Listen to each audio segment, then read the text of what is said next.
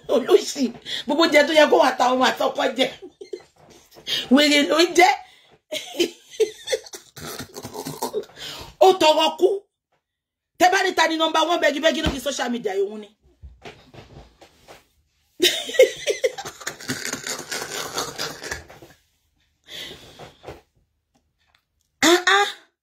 oye owó school ọmọ kò rí san jọ kí lè wá láyé fún náà àtọkọ àtìyàwó owó school ọmọ kò rí san wọ́n fún wọn scholarship náà Paraga shop tó wà yẹn náà, shop rẹ̀ sì lọ ṣí fún o jẹun ni. Ìbá ṣẹ́ńjì tó kù ló lọ fi ṣe paraga. Amatayin ṣá ni. Ẹ jẹ́ máa lọ. Ẹ jẹ́ máa lọ. Wèrè wá bọ́ta ó ń dúpẹ́ olóṣì. Tó bá fi dídá mi ni, ó máa kú síbẹ̀, ó máa jẹrà síbẹ̀ ni. Tí go first class. I want me to go nice. Mo ma bá Gébú yọ o. Bọ́n bá ṣe gbé ilé Gébú lọ tà náà nìyẹn. Ó gba odindi over 1 million. O lè ṣàkáùntù fún. Ayé mà níkà o. Ayé ṣe burú báyìí. Ṣáwa la bí ẹni. Oníṣòro àsanwó school àwọn ọmọ ẹ̀. Kíni bùkátà tí wà tọkọ ẹ̀ ń gbọ́ná lórí àwọn ọmọ. Èyí owó school ẹ̀ san. Owó lé wọn bẹ́ẹ̀ san ni. Paraga tó tún tà wọ́n ṣí fún ẹni. Jọ kí ló wá fẹ́ fowó ṣe àfi kó má lu jìbìtì. Kó má wá jìbìtì kiri.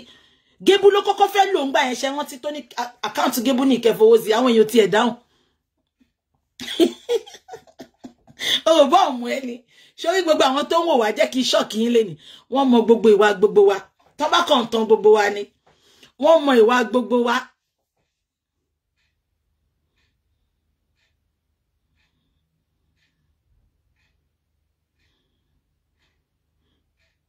Bukata wọ́n dọ́ra wọ́n. Sister Bukky, you are savage. Sister lórí rálẹ̀ àti mi tí ẹ mọ̀ nǹkan tó ń ṣe mi mọ̀ nǹkan tó ń ṣe Facebook lẹ́nu ọjọ́ mẹ́ta. Tó máa restrict page, any little thing no máa restrict page.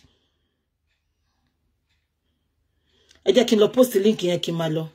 Mo ń lọ bí ṣẹ̀ṣẹ̀ ti gbọ́. Ẹ ṣé gan, thank you so much. So if you need the link, I'll put everything.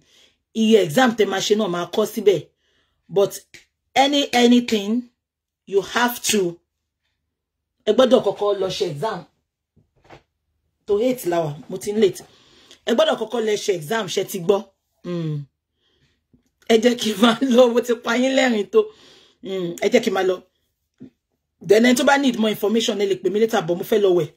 Then kí lọ portion ọbẹ̀ tí mo ṣe yẹn. Mo ní rice no freezer, so ma gbé yẹn síta ma kàn bọ̀ mi. Yeah, so ẹ jẹ́ kí máa lọ ṣe gbọ́. I'll see you all later. So if there's any information, no, you do the exam and pass before you pay. Yeah. When it's time for payment, it's only for no ma. Mommy Bolale, no. You can do it. Anybody can do it. A commercial exam, yeah, but pass. You don't have to be in the medical line. Yeah. Anybody le she exam, yeah. The bati she. Okay. I'll see you all later, yeah. Bye-bye. Yeah. If you need to talk to me, call me, then we talk. Then, I just post link in Kinto Malo. I love you all. I'll see you on Friday. London on Friday. I'll dress up. We are gonna be outside for a long time on Friday. Because Mommy Ellen's get together is on Friday evening. It's gonna be loud in London. So you can catch me if you want. I'll see you on Friday. Got to hurt feelings. Keep hurting their feelings. I'll see you all on Friday. I'm gonna make a video. But I'll post the link now, okay? Bye-bye. I love you all. Bye. Bye. Love you. Love you. Bye-bye.